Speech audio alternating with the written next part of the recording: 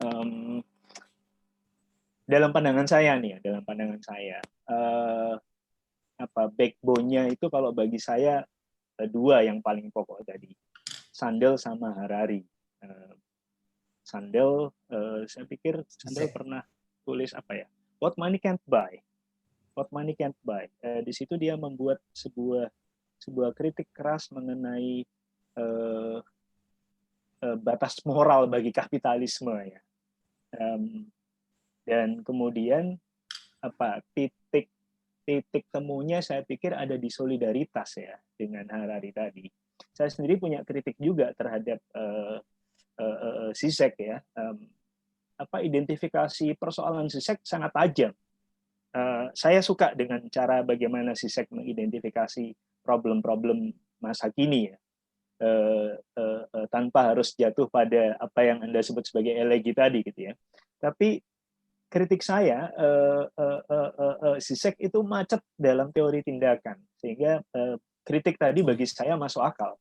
Kritiknya Bung Valen berterima bagi saya. Nah, tadi ada harapan mengenai ameliorasi, nanti kita bisa bahas lebih lanjut. Saya lebih suka memoderasi diskusi dengan teman-teman sekalian. Silakan, boleh raise hand atau boleh nyalakan mikrofon untuk menunjukkan bahwa Anda kepingin menyampaikan sesuatu. Apakah menanggapi atau bertanya, silakan. Boleh memulai. Pak atau Bung Gunardi, silakan. Ya, saya Gunardi. Mohon maaf nih, tidak menyalakan kamera. Oke. Mudah-mudahan suaranya cukup jelas. Saya terima kasih ke Bung Valentino. Menarik sekali presentasinya. Terima kasih. Cuman saya agak mungkin mohon diberikan satu pencerahan, mungkin saya bingung gitu. Karena yang saya lihat adalah kalau tadi dikatakan bahwa new normal itu adalah terkait idealisme, jadi Das Sollen. Lalu apa yang selama ini kita kerjakan normal itu ya, yang praktek yang biasa kita lakukan. Lalu itu terjadi gap, dan gap-nya itu Bung Valentino mengatakan bahwa persoalannya adalah jaraknya makin menipis. Saya justru melihat kebalikannya. Mungkin mohon diberikan tanggapan ini. Karena adanya suatu gap yang makin lama bukan makin lebar gitu. Saya pikir posisinya adalah jaraknya jauh. Sedemikian jauhnya sehingga orang kemudian merasa gamang dan kemudian ada satu persoalan mental lah ya untuk kemudian melakukan apa yang seharusnya dilakukan. Ya. Nah, kalau saya lihat itu ada beberapa kemungkinan. Satu kemungkinan karena tidak tahu. Kalau tidak tahu saya kira kita bisa memahami ya, bahwa orang tidak taat tentu kalau belum tahu ya kita bisa pahami, diberikan pengetahuan lalu bisa kemudian dia melakukan apa yang seharusnya, itu kita bisa. Yang kedua adalah tidak mampu. Nah, kalau tidak mampu tentu harus diberikan kemampuan. Ya, misalnya katakanlah bahwa dia harus survive, gitu kan? Nah, tentu harus ada intervensi dari pihak luar untuk membuatnya lebih mampu.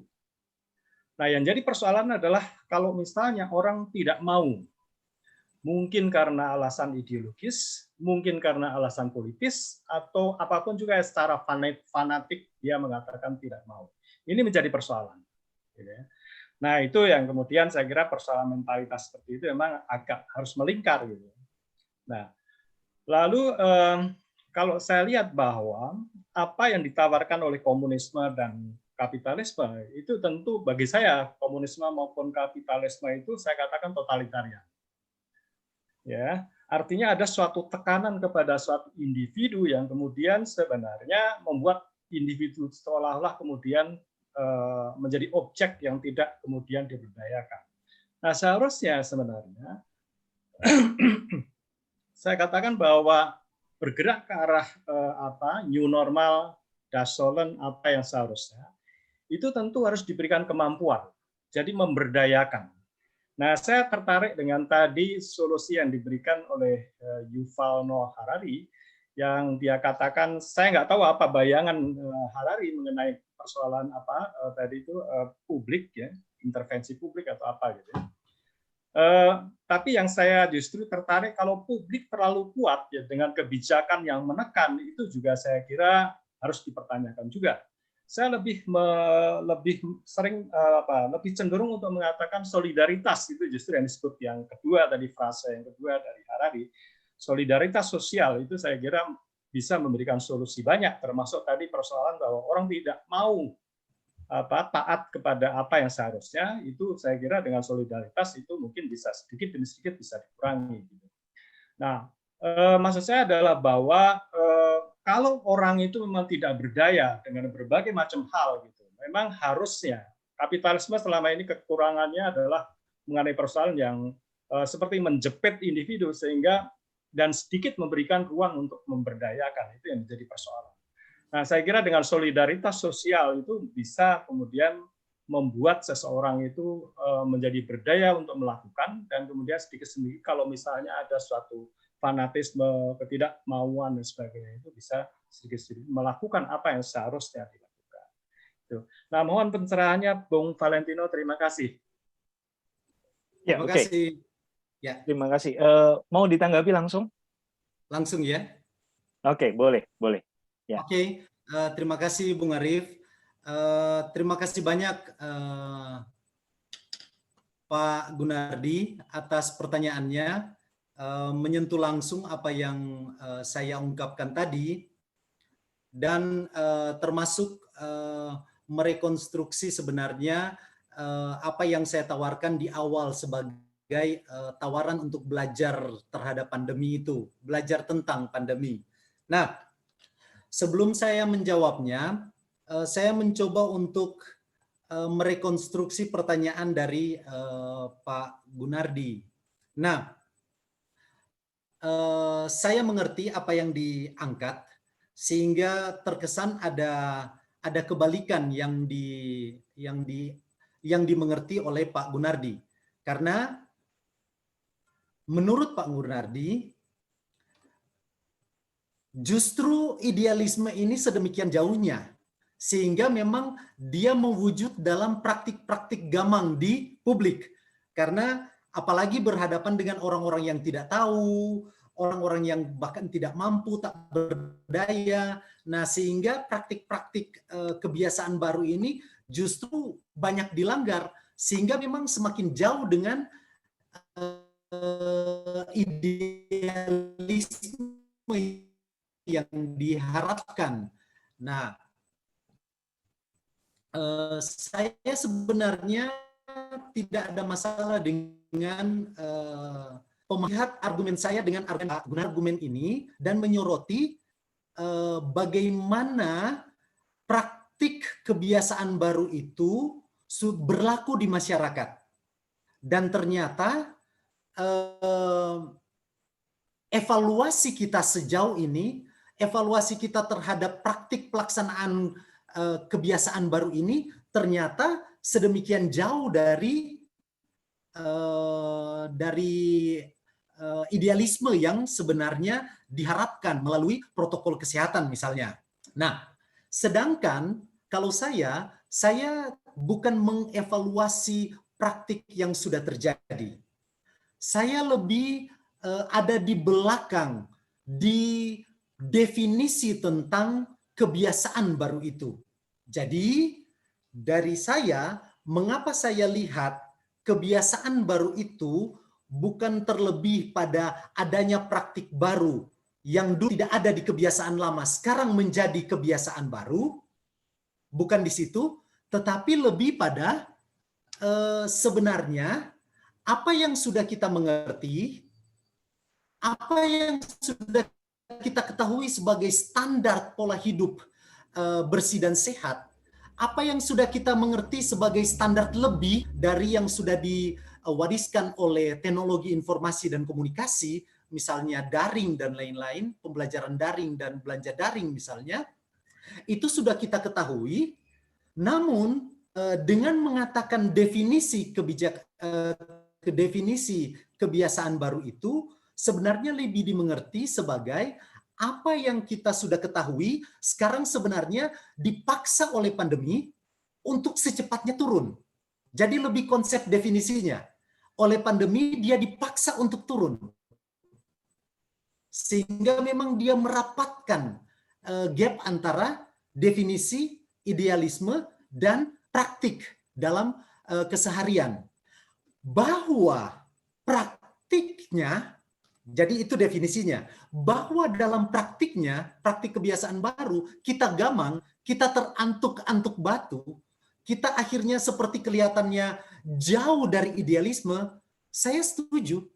Saya setuju. Dan saya setuju karena itu bisa jadi karena individu-individu berhadapan dengan misalnya atau dibelenggu oleh ketidaktahuan, ignoransia. Atau juga mereka dibelenggu oleh ketidakmampuan. Mau tidak mau saya harus mencari nafkah karena saya tidak modal saya tidak sedalam keluarga-keluarga kaya. Saya harus menyelamatkan keluarga saya dan diri saya. Ya benar. Tapi ini sudah berada di level praktik, evaluasi praktik kebiasaan baru. Sedangkan yang saya maksudkan tadi, pandemi merapatkan idealisme dan praktik kehidupan, itu berada di level pendefinisian, pemahamannya. Bahwa dalam prakteknya itu menjauh, saya setuju. Tapi yang saya maksudkan adalah bagaimana sebenarnya kita memahami kebiasaan baru itu bukan terlebih pada praktiknya yang baru. Tapi sebenarnya kita memahami itu sebagai bahwa kita ini sementara didesak untuk mempraktikkan apa yang sebenarnya bertakhta dalam nalar kita ke dalam sesuatu yang lebih terejawantah, lebih bisa dilihat, lebih menyelaraskan diri dengan apa yang menjadi standar dan protokol kesehatan. Bahwa praktiknya belum sesuai idealisme, saya mengerti. Nah, itu perbedaan perspektif saya dan Pak Gunardi. Tapi